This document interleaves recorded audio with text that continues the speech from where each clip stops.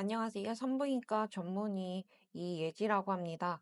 저는 한국에서 산부인과 수련을 마치고 미국에서 공중보건학을 공부했는데요. 한국에 돌아와 서울 한 분만병원에서 최근까지 근무했는데 산부인과 현실이 생각보다 더 좋지 않아서 오늘 이 영상을 통해 여러분들께 현실과 그리고 제 고민에 대해서 솔직히 전하려고 합니다. 현재 우리나라의 산부인과 시스템은 붕괴 직전인데요. 그런데 사람들은 이 현실을 제대로 알지 왜 못할까요? 무너져가는 상과 현실에 대해서 제가 알려드리기 위해서 제가 겪었던 실제 사례에 대해서 조금 말씀드려 보도록 하겠습니다. 최근까지 제가 근무하던 병원에 임신 26주에 양막이 파수된 산모가 찾아왔습니다. 이런 경우는 즉시 신생아 중환자실이 있는 병원으로 옮겨져야 되고요. 이를 위해서 1시간 내내 서울과 경기도의 모든 병원에 전원 문의를 돌렸는데요. 전원 문의를 돌릴 때마다 병상이 없거나 아니면 소아중환자실이 없다는 답변만 들었습니다. 진짜 1시간 내내 전화해서 겨우 병상을 찾긴 했는데 그 1시간은 너무 길고 정말 긴박했던 순간이었습니다.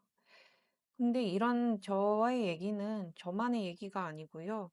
학회나 동기 모임에서 친구들이나 동기들을 만나면 고위험 산모가 늘어나는데 전원이 너무 안 돼서 너무 어려워서 분만을 그만두고 싶다. 아니면 그만둘 거다라는 말을 요즘에 정말 자주 듣습니다. 이 이외에도 상과 의사들의 노령화도 심각한 문제라고 보는데요. 산부인과는 부인과, 내분비 상과로 나눠지는데, 부인과는 부인과 종양을 주로 보고, 내분비는 호르몬 또는 난임 치료를 담당을 합니다. 특히 응급 상황이 많고 업무 강도가 높은 상과는 젊은 전공의들 사이에 점차 깊이 세부 전공이 되고 있습니다. 경북 지역 산부인과 전문의의 평균 연령이 60세를 넘었고, 젊은 의사들은 점점 분만을 깊게 하는 추세입니다. 고령의 상가 의사들은 밤샘 당직과 극도의 업무 강도로 인해 힘들어하고 그만두고 싶은데 후임자가 없다는 얘기를 매일같이 의사 커뮤니티에 올리고 있습니다. 그러면 왜 산부인과, 특히 상과를 기피할까요? 산부인과가 기피되는 이유는 크게 세 가지로 볼 수 있는데요. 첫 번째로는 법적 위험이 있습니다. 최근 한 산부인과 의사가 제왕절개로 좀 늦게 했다고 17억 원 배상 판결을 받았는데 이거는 산부인과 의사들 사이에서 굉장히 큰 토픽이 됐습니다. 소송 안 걸린 상가가 의사 없다는 말이 있을 정도로 높은 배상금과 잦은 의료 소송은 의사들이 상과를 포기하게 만듭니다. 제 친구 중에서도 소송이 걸리고 4년이 넘게 재판을 받고 있는 경우가 있고요.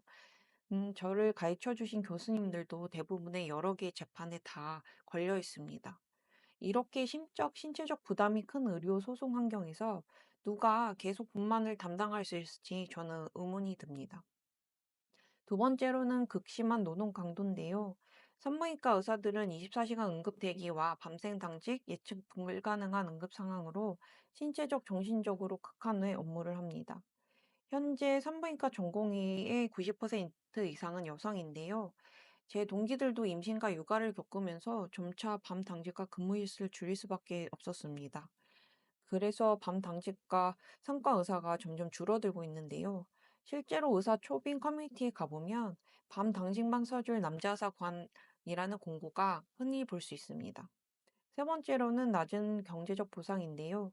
법적 위험과 업무 강도에 비해서 상과 의사들의 경제적 보상은 낮은 편입니다. 사회적 보장이 없어서 사명감으로만으로는 분만이 지속 가능하지는 않은데요. 많은 젊은 의사들은 현재 개원이 쉬운 부인과나 난임과 같은 분야로 이동하거나 수련을 선택하고 있습니다. 저 역시 아프리카에서 분만하는 것보다 한국에서 분만하는 게 심적 부담이 더 큰 상황이라서 현재 잠시 일을 쉬고 있습니다. 세 번째로는 의대 정원 확대가 과연 정답일까라는 질문인데요. 정부는 의대 정원을 늘리면 문제가 해결된다고 주장하는데 이는 절대 핵심을 놓친 거라고 봅니다. 상가의 문제는 단순한 의사수 부족이 아니고 근본적인 업무 환경과 구조적 문제입니다. 실제로 전공의들은 상대적으로 법적 위험과 노동 부담이 적은 과를 택하고 있고요. 한 예로 빅3라고 불리는 서울대병원과 아산병원에서는 정말 몇 년째 상과 펠로우 지원자가 없습니다. 제가 수련받았던 병원에서도 현재 상과 의사들이 부족해서 당직 의사 공고를 매일같이 올리고 있습니다. 정부는 의대 정원 확대를 위해서 낙수 효과를 기대한다고 했는데요. 개인적으로 낙수 효과를 기대한다는 말은 오히려 의료 현장에서 일하는 저와 제 동료들의 사기를 굉장히 저하시켰고, 산모를 위한다는 마음으로 사실 힘들게 일하고 있었는데, 굉장히 힘들지만 보람 때문에 일하는 것도 있었거든요. 이런 생각을 정부가 막 낙수물 같은 그런 존재로 치부를 하니까 갑자기 모든 자긍심이 사라지는 그런 느낌을 받았습니다. 지금 변하지 않으면 우리가 마주할 미래가 굉장히 나쁠 거라고 보는데요. 제가 볼 때는 다음과 같은 미래가 가능하다고 봅니다. 첫 번째, 분만 가능한 병원의 급격한 감소. 두 번째, 고위험 임산부들의 치료 접근성 감소. 세 번째, 의료 소송 증가 및 악순환의 심화가 될 거라 봅니다. 현재에도 분만병원은 현재 계속 줄고 있고 학회에서 상과 의사들을 만나면 이 때문에 굉장히 소문이 흉흉합니다. 특히 지방병원들이 많이 없어지고 있는데요. 통계를 보면 지방과 서울의 모성 사망률은 큰 차이를 보입니다. 서울시의 2019년 보고에 따르면 국가 모성 사망률은 7.8명이지만 강원도의 모성 사망률은 33.5명입니다. 이게 코로나 전 통계라서 의정 갈등 이후의 데이터가 없어서 현재는 어쩐지 알 수는 없지만 제가 봤을 땐 늘으면 늘었지 더 줄진 않았을 거라고 봅니다. 제가 일하는 서울 강동구에 있는 분만병원은 강원도에서 정말 많은 분이 분만 때문에 오시는데요.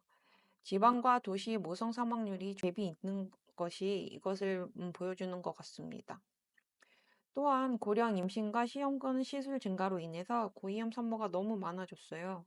5년 전만 해도 35세 이상이면 고위험이세요 라고 쉽게 말할 수 있었는데, 이제는 40세 이상이 너무 많아져서 사실 나이에 따른 고위험 위험이 너무 올라가고 있습니다. 따라서 소아과 산부인과 협진이 더 중요해졌는데요. 하지만 이대 목동 병원 사건 이후에 소아과가 붕괴돼서 현실은 모두 알고 있지만 모두들 소아과 오픈런 하고 있잖아요. 제 조카들도 소아과를 가기 위해서 소아과 예약이 너무 잡기 힘든 걸 보면서 소아과가 정말 붕괴됐구나라는 생각을 하고 있습니다. 제가 생각할 땐 출산이 두려운 나라에는 희망이 없다고 봅니다. 실제 임상 현장에서 일한 저는 제 임신이 걱정이 되고요.